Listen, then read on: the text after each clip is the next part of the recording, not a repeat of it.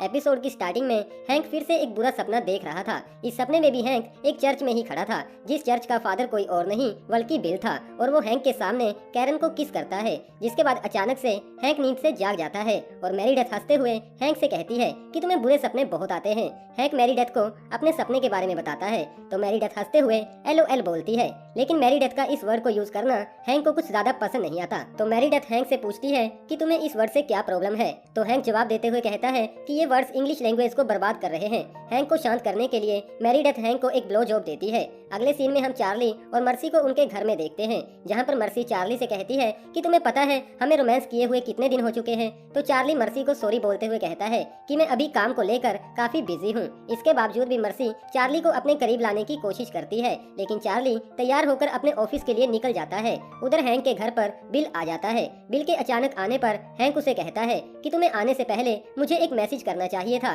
तो बिल कहता है कि ये बात फोन पर नहीं हो सकती थी, क्योंकि ये बात मिया के बारे में है। तुम तो जानते हो कि वो एक हाई स्कूल में है। तो हैंक उसे कहता है नहीं, मुझे तो लगा था कि शायद वो एक कॉलेज स्टूडेंट है। तो बिल हैंक से कहता है कि मैं यहाँ पर मजाक करने के लिए नहीं आया हूँ। अब हैंक सॉरी बोलते हुए बिल से कहता है कि इसमें मेरी कोई गलती नहीं थी, उस समय सिचुएशन ही कुछ ऐसी हो गई थी, लेकिन मुझे अच्छा लगा कि तुम यहाँ पर मुझसे बात करने आए हो। दरअसल हैंक को लग रहा था कि शायद बिल को मिया ने सब कुछ सच सच बता दिया है। इन सब के बाद बिल हैंक से कहता है कि ये तुम क्या बोल रहे हो, क्या तुम अभी भी नशे में हो? मुझे तो बस तुमसे एक छोटा सा फेवर चाहिए। दरअसल आज मुझे मिया के स्कूल में गेस्ट स्पीकर के तौर पर एक छोटी सी स्पीच देनी है, लेकिन मैं किसी काम को लेकर शहर से बाहर जा रहा हूँ। क्या तुम मेरी जगह स्कूल में स्पीच देने जा सकते हो? और वैसे भी ये एक क्रिएटिव राइटिंग क्लास है। अब हैंक उसे कहता है मैं तैयार हूँ, लेकिन इसमें मेरा क्या फायदा होगा? बिल कहता है बताओ तुम्हें क्या चाहिए? हैंक कहता है तुम ये शादी नहीं करोगे। तो बिल बोलता है इसके सिवाय कुछ और। अब हैंक कहता है कि तुम्हारी जैकेट काफी अच्छी है। अगले सीन में हम हैंक को मिया के स्कूल में देखते हैं, जहाँ पर हैंक की स्पीच सुनने के बाद सभी लड़कियां हैंक की तरफ काफी ज्यादा अट्रैक्ट हो जाती हैं।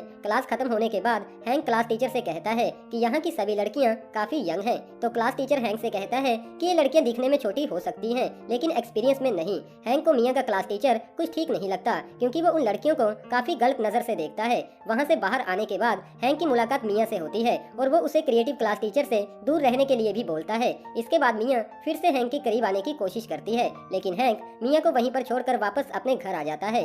अब शाम को बेका तैयार होने के बाद अपनी मॉम से पूछती है कि मैं कैसी लग रही हूँ। तो कैरन उसे कहती है कि ये बस एक गिटार लेसन है, ना कि कोई फैशन शो। जिसके बाद पास बैठी मिया कहती है कि बेका का नया गिटार टीचर काफी यंग और क्यूट है। थोड़े टाइम बाद बेका का गिटार टीचर डेव वहाँ पर आ जाता है, जिसके बाद बेका डेव को लेकर अपने कमरे में चली जाती है। उधर हैंक एक रेडियो मीटिंग अटेंड करने रेडियो स्टेशन चला जाता है। यहाँ पर एक आदमी हैंक को रेडियो स्टेशन पर इंट्रोड्यूस करने के बाद हैंक से उसके आने वाले नोवेल के बारे में पूछते हैं। वो हैंक से ये भी कहता है कि आपके आने वाले नोवेल के साथ साथ एक गन और रोजेस नाम की एल्बम भी रिलीज होने वाली है, तो आपको क्या लगता है कि कौन ऊपर जाएगा? हैंक जवाब देते हुए कहता है कि मैं गन और रोजेस को हराने की पूरी कोशिश करूंगा। इसके साथ ही हैंक उन्हें ये भी बताता है कि आजकल के लोग काफी नासमझ होते जा रहे हैं, क्योंकि इतनी लेटेस्ट टेक्नोलॉजी होने के बावजूद भी सब लोग इसका गलत यूज करते हैं। लाइक इंटरनेट की खोज हमारी जिंदगी को आसान करने के लिए हुई थी, ना कि सारा दिन अडल्ट वीडियोस देखने के लिए। लोगों को अब लिखना पसंद नहीं, तो वो ब्लॉग करते हैं और टेक्स्ट में LOL भी भेजते हैं, जिससे इंग्लिश लैंग्वेज खराब हो रही है। उधर बेका की क्लास खत्म हो चुकी थी। डेव के वहाँ से जाने से पहले बेका कहती है तुम यहीं पर रुको, मेरे पास तुम्हारे लिए कुछ है। यहाँ पर कैरन डेव से पूछती है कि क्लास कैसी रही। डेव कैरन से कहता है कि आपकी बेटी बेका काफी स्वीट है। कैरन जवाब देते हुए कहती है कि बेका के डैड को म्यूजिक काफी पसंद है। इसके बाद कैरन एक फोन कॉल अटेंड करने लगती है, तो डेव पूल में नहा रही मिया के पास चला जाता है। अब बेका जैसे ही बाहर आती है तो वो देखती है कि मिया डेव को अपनी तरफ अट्रैक्ट करने की कोशिश कर रही है। बेका को ये देखकर अच्छा नहीं लगता, क्योंकि शायद वो भी डेव को पसंद करती है। इसके बाद बेका डेव को एक मिक्स सॉन्ग टैप देती है, जिसके लिए डेव बेका को थैंक्स भी बोलता है और कहता है कि अगले हफ्ते अगले लेसन के लिए तैयार रहना। अगले सीन में हम एक रेस्टोरेंट में हैंक और मर्सी को देखते हैं। थोड़े टाइम बाद वहाँ पर चार्ली और मेरीडेथ भी आ जाते हैं। मेरीडेथ उनसे कहती है कि हम काफी लेट हो गए, क्योंकि रास्ते में काफी ट्रैफिक था और मैं रेडियो सुन रही थी। जिसके बाद वो हैंक से कहती है कि मैंने तुम्हारा सारा इंटरव्यू सुना और मैं जानती हूँ कि वो सब तुमने किसके बारे में बोला था। इसी वजह से ही तुम्हारा कोई भी रिलेशनशिप ज्यादा देर तक नहीं टिकता। हैंक कहता है कि वो एक पब्लिक रेडियो है, मैंने वहाँ पर किसी को भी टारगेट नहीं किया था। तो मेरीडेथ कहती है कि अगर तुम लोगों की कमियों पर ध्यान रखना छोड़कर खुद की कमियों का ख्याल रखो तो ये तुम्हारे लिए काफी अच्छा होगा। जिसके बाद हैंक मेरीडेथ से सॉरी बोलते हुए कहता है कि ये सब कुछ उस रेडियो इंटरव्यू के लिए नहीं था, सच तो कुछ और है जो तुम मुझसे छिपा रही हो। लेकिन मेरीडेथ बिना कुछ बताए वहाँ से चली जाती है। जिसके बाद हैंक रात को चुपके से बेका के पास जाने की कोशिश करता है, लेकिन कैरन उसे देख लेती है और हैंक से कहती है कि तुम आज मिया के स्कूल गए थे तो मुझे काफी अच्छा लगा। हैंक कहता है हाँ हाँ, लेकिन हम लोग बेका को कभी भी उस स्कूल में नहीं भेजेंगे।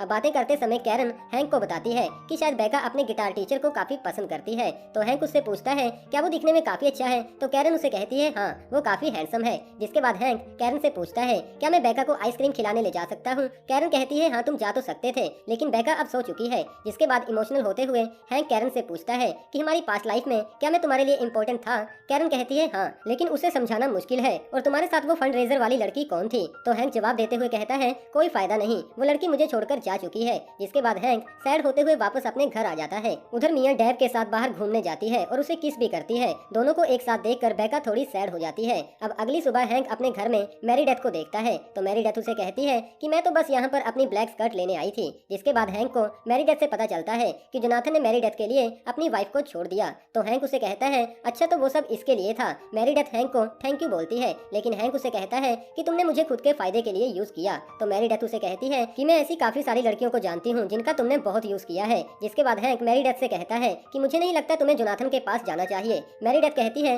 तुम ये बोल रहे हो जो खुद की एक्स से प्यार करता है। हैंक मैरीडेथ को उसके फ्यूचर के लिए गुड लक बोलता है और साथ में ये भी कहता है कि अगर जोनाथन वापस अपनी वाइफ के पास चला गया तो तुम मेरे पास आ सकती हो। जिसके बाद वो दोनों एक दूसरे को एक गुड बाय किस करते हैं। मैरीडेथ के जाने के बाद हैंक काफी सैड हो जाता है। अब शाम को बेका के साथ वॉक करते समय हैंक बेका से पूछता है कि आज तुम इतनी चुप चुप क्यों हो। तो बेका जवाब देती है क्योंकि मैं थोड़ी सैड हूँ। तो हैंक कहता है मैं भी एक लड़की को लेकर काफी सैड हूँ और मेरे पास एक हार्ट ब्रेक सॉन्ग्स की एल्बम है जिसे तुम्हें सुनना चाहिए, जहाँ पर हमारी सीरीज का 5वां एपिसोड खत्म हो जाता है। वेल दोस्तों, कैसा लगा आपको आज का एपिसोड? कमेंट बॉक्स द्वारा हमें अपना कीमती सुझाव जरूर दीजिएगा, और अभी तक वीडियो को लाइक न किया हो तो वीडियो को एक लाइक जरूर